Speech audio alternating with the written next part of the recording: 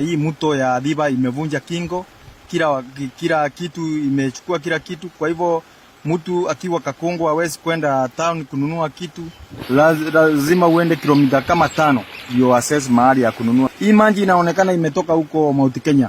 Vile mimi naweza sema yule anataka kupita awe amejigawa. Ameachia watu wake, sisi ataenda na hii, mwingine ataenda na hii, sababu hii si mto ya kucheza nayo. Hangaika, nyumba zimeanguka, zimeangushwa na hii mvua umetunyeshea Mungu, na sasa hatuna pahali ya kuenda, kitu ya kula, kile mimea yote tumepanda imeenda na maji. Mungu tuhurumie, na ulisema hutatumaliza na maji.